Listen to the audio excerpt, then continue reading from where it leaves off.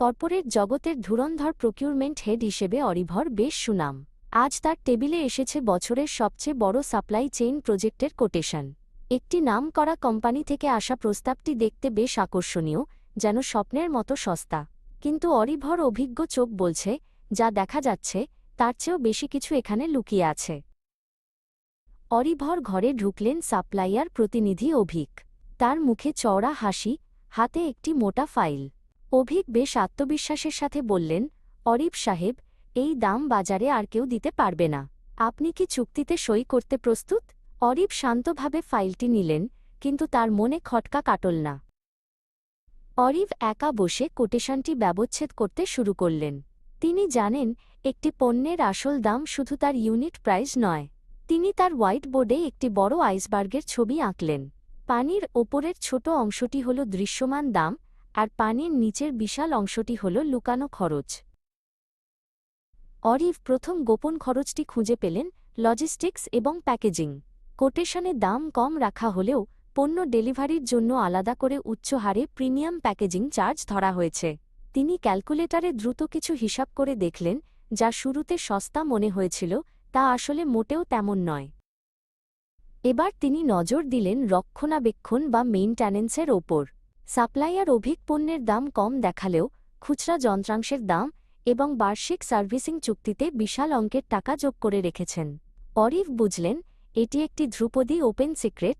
একবার পণ্য কিনে ফেললে কোম্পানিকে এই দীর্ঘমেয়াদী খরচের ফাঁদে পড়তে হবে।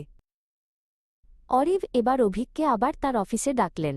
তিনি অভিককে একটি চার্ট দেখালেন, যেখানে টোটাল কস্ট অফ ওনারশিপ বা টিসিও বিশ্লেষণ করা হয়েছে। অভিক কিছুটা অপ্রস্তুত হয়ে পড়লেন। অরিভ বললেন, আপনার ইউনিটের দাম কম ঠিকই, কিন্তু ব্যবহারের খরচ কেন এত বেশি? আলোচনার গভীরে গিয়ে অরিভ তৃতীয় গোপন বিষয়টি উন্মোচন করলেন, পেমেন্ট টার্মস এবং কারেন্সি রিস্ক। সাপ্লায়ার এমন কিছু শর্ত রেখেছেন, যেখানে বৈদেশিক মুদ্রার হারের সামান্য পরিবর্তনেও ক্রেতা প্রতিষ্ঠানের ওপর বিশাল আর্থিক ঝুঁকি চলে আসবে। অরিভ এই লুকানো ঝুঁকিটিকে সাইলেন্ট কিলার হিসেবে চিহ্নিত করলেন। অরিভ এবার তার নিজের একটি প্রস্তাবনা বা কাউন্টার অফার পেশ করলেন।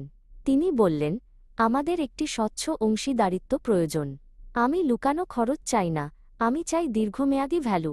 তিনি অভিককে দেখালেন কিভাবে প্রসেস অপটিমাইজ করলে সাপ্লাইয়ার এবং ক্রেতা উভয়ই লাভবান হতে পারে।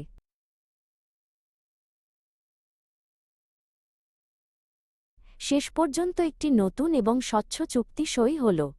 এখানে কোনো ওপেন সিক্রেট নেই, আছে কেবল স্পষ্ট হিসাব। অভিক স্বীকার করলেন যে, অরিভর মতো গভীর বিশ্লেষণ ক্ষমতা সম্পন্ন প্রফেশনালদের কারণেই ব্যবসার মান উন্নত হয়। তারা দুজনে মিলে একটি সফল সোর্সিং চুক্তির ভিত্তি স্থাপন করলেন।